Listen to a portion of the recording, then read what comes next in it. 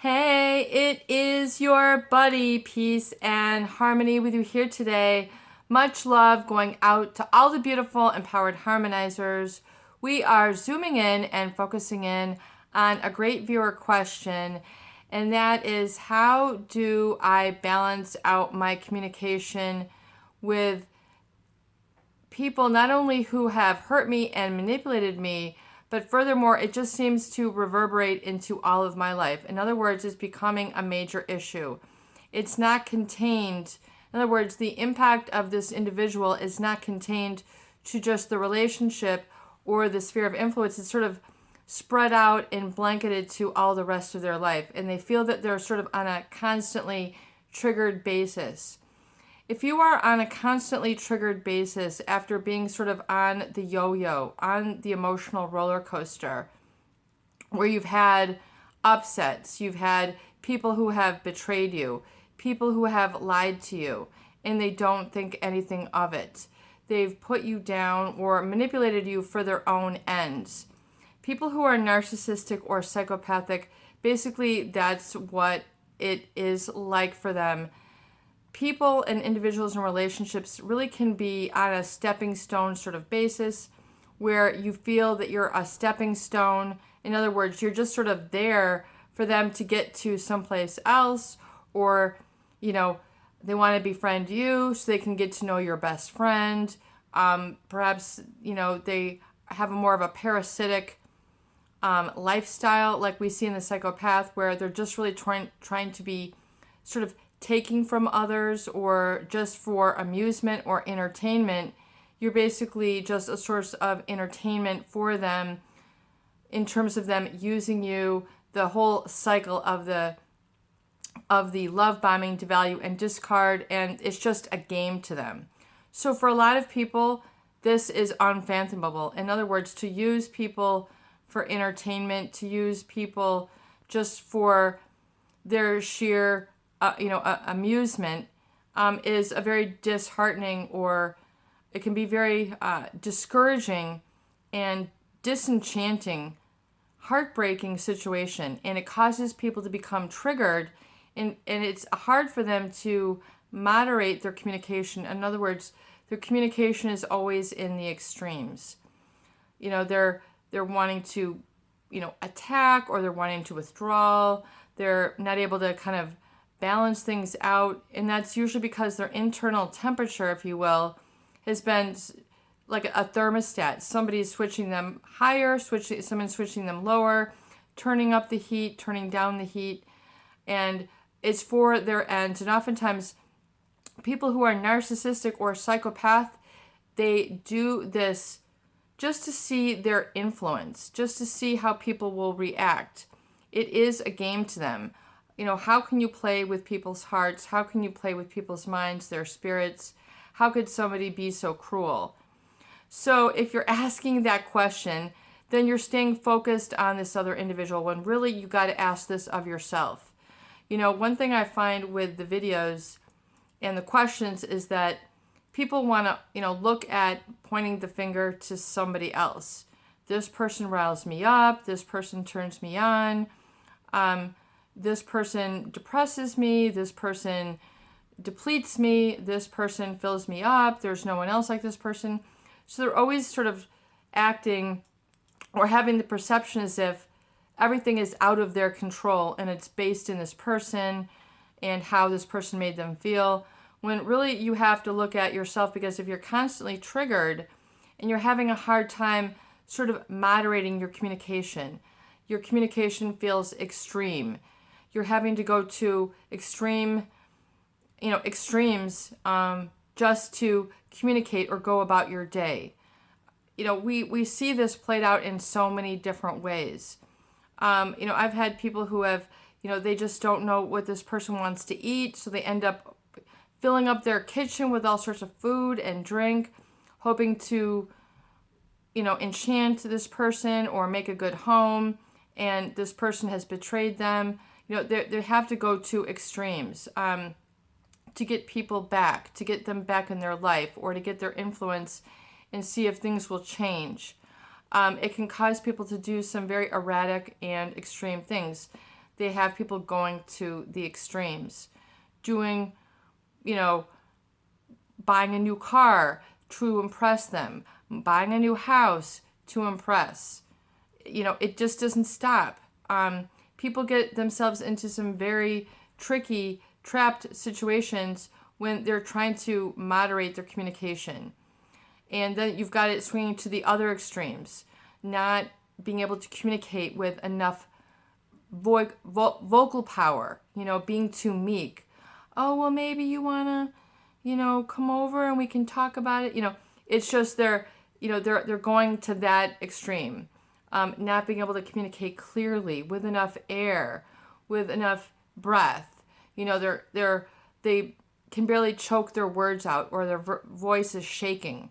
You know, this is all because of extremes. And people who have been in less than savory situations with relationships feel that they need to do this to be heard, to be noticed. They do the reverse psychology. Maybe if I'm quiet, then this person will wonder how I'm doing. Or if I'm sick, maybe then I'll get attention. And then they find that they're, you know, just things end up manifesting in their life. And it causes them to go to the extremes. I completely understand why this is. And that's fueled by anxiety, stress of other people. You carry this in your body. You wear, you know, this like an internal scar that you always see and no one else can see it. And you feel that you're just, you know, not presentable to relationships anymore, or to the workplace or the life. You know, people feel very shame-based after they've been through a time or two, a run or two with someone who is narcissistic or psychopathic. And yes, so let's just look at it a little bit kind of on each situation. So if someone is narcissistic and it's all about them, it's, you know, let me bask in this narcissist and not let me feel my own self. So there's this sort of dissociation with self and needs and wants, where all of a sudden what this person needs and wants becomes what the life or relationship is about, what the evening is about, and it becomes unbalanced. So this imbalance is going to cause eventually a sort of springing out, like, you know, like a hungry person who's reaching for a crust of bread, or a famished person who hasn't had water, you know,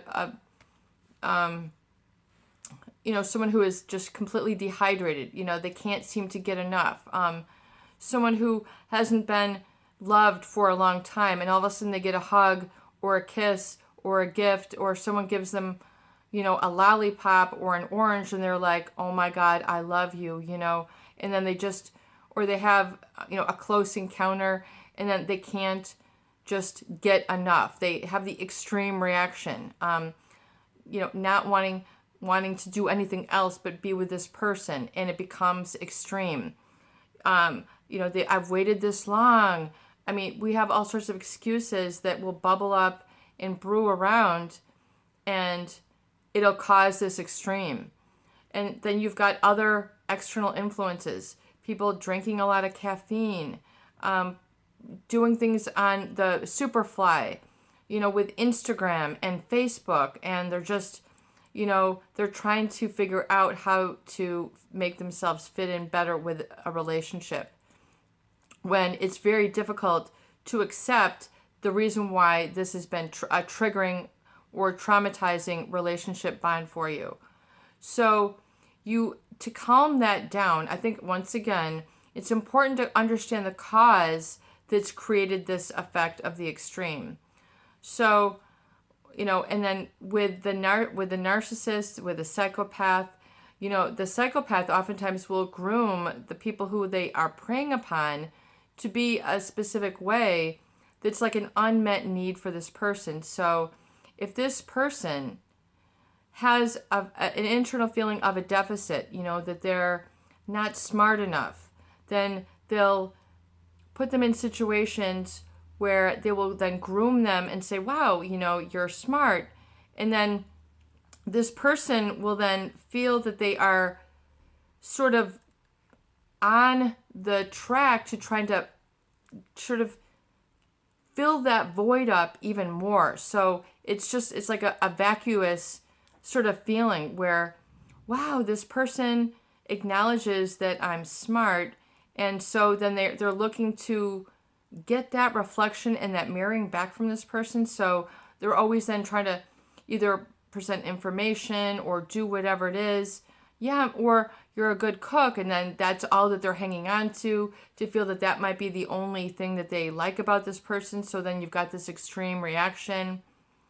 And the psychopath, so they're completely different situations. But someone with that, they'll then try to groom or cultivate this person to be in a specific way. For example, you can take someone who's very put together, a preppy person, very conservative, classy, and then they'll try to make them the bad boy or bad girl, making them out to be, the Harley rider, and then wearing torn up clothes and bandanas or whatever it is, raccoon tails, and just trying to become this person. And, what do you have in leather? Do you have undergarments in leather? I mean, they just groom the person to be filling a void. So if this person, and I know it's like we have to use some examples, I think, so maybe you can relate. But if, you're very business, conservative, buttoned up, all these things, and then here they come and you feel that, maybe you're sort of limited. And then they try to sort of develop another area of your life, and then you find out that they're just grooming you, but they don't have any intention of having a true romantic, intimate relationship. Or, and then you're finding like you don't even recognize yourself, and then you're reacting. There's this extreme reaction or extreme communication, and then a constant triggering.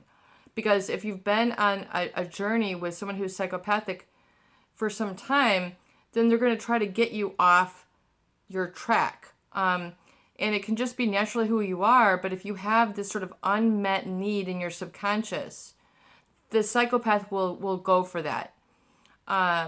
They'll groom you to become something that you have a void to. So they're very adept at finding those unmet needs.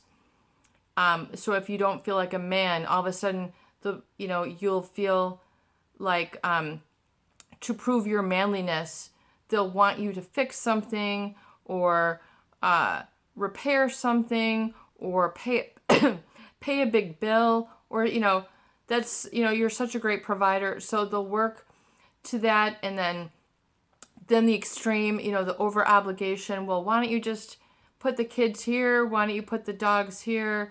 I'll take care of your place where you're on vacation. Then there's this extreme giving, and then they can't see the forest for the trees, and it's this unrootedness. And so you don't realize that you're getting unrooted while this is happening. That's the problem. So there becomes this sort of gap in time. That's why people feel lost. They feel like they don't know what they want. They don't know what they need, because they're focusing on this external individual when it's really all inside. It's a big shift that needs to take place. Not big, but it is big. Not meaning impossible big, but big, yes, you can do this. It is possible. And it's understanding the cause has created this effect of those extreme reactions and that constant triggering. And you have to understand a little bit about science and physiology to understand that your neurochemistry also gets sort of addicted to that expectation. So then you'll subconsciously then recreate situations where that extreme can happen again. Oh my gosh, I just, I spent the mortgage on a new car. Or, oh my gosh, I just forgot to do, I forgot to take care of the car. I was supposed to do something, or I missed my doctor appointment. And then you've got this chaos again, and it just seems to continue. So the body is trying to recreate this agitation of addiction. So if you see this cycle, and here it goes, if you're finding yourself, here I go again, or I can't believe I did that, I lost it, I'm so embarrassed. It's a neurochemical high, if you will, that the body is trying to restore or kind of keep you at that level. But you have control. You have the ability to moderate. Are you okay moderating this? You have to understand, once again, the cause that's created this effect. If you somehow were led to believe that having a moderate way of communicating was not sufficient, then you are going to feel that you need to resort to extremes in communication. And when in fact you can feel better and more effective if you're able to have a balanced communication. In other words, balancing your emotion with your logic, balancing your talking with listening, and realizing once again, the cause has created this effect of the trigger. And why is everything feel like it has to be communicated in an extreme manner? You're trying to make a dinner and you have to do 7 courses and a special gravy and a special vegetable that you had to, drive 20 miles for to get at a farmer's market. Nothing seems good enough. You feel that you haven't given somebody enough, so there's this feeling of inadequacy. And when that is something that you have learned from the experience, when it doesn't have anything to do with reality, it is something that you have been clinging onto as part of an identity to try to save face or restore yourself. And the extremes, sure, there's going to be temporary moments of extreme and legitimate anger, legitimate frustration, legitimate unhappiness. However, being able to moderate yourself and to realize, okay, where are my boundaries, and they're going to be fluid. They're going to move, they're going to, sometimes it's going to be a little bit more in, a little bit more out, a little bit more, logical, a little bit more expressive. So you're going to have that, sort of flow, but allow yourself to get a feel for your own balance, and being able to catch yourself when you're going to extremes. Oh, there goes the extreme, pull it back. Or if you're way too pulled back, then release it forward, and you can get a feel for navigating your own communication once you're aware, I feel definitely, of the cause that's created this effect. So it's like going through an upgrade or an update for your communication. The system upgrade. Begin to see, and get more familiar with yourself about when these situations arise. Is it when people are pressuring you, or when you're not pressured enough? Begin to become more familiar so that you're not feeling that extremes are the way that you have to communicate. Excuse me. So the cause, once again, is important to know why and have some mercy on yourself and compassion. I'd resorted to this because, and I can get rid of this. I can change this now because I am adequate. And I apologize, I've got some sort of tickle in my throat. So I guess I should do this video with something to drink here. So begin to look at the cause that's created that effect. Begin to moderate, modulate, and sort of smooth the rough edges out so that you're not feeling that you have to over communicate or under communicate or over obligate or under obligate. Begin to get familiar with yourself and what your balance is and how you'd like it to be, and feel that that's okay. You don't have to spike up or spike way down. Your communication will be okay within a specific range. You don't have to way elevate and then way down, because sometimes it's very difficult for people to follow, and it can alienate others. So it can be a way to deter the very goal that what you're wishing to accomplish. So do you see then how you can look at that with logic and then emotion, and have compassion for yourself, have a degree of self-embracing, and know, that you've been through a lot, and that's why this is. So, stop the blame of beating yourself up for this. That can assist you too to understand, once again, the cause has created this effect, why this is, and the fact that you don't have to resort to that to be able to communicate, get your point across, and feel that you've been heard, and hear that it's been registered, acknowledged, and validated. It's your buddy, Peace and Harmony, with you here today. I hope that these videos do help.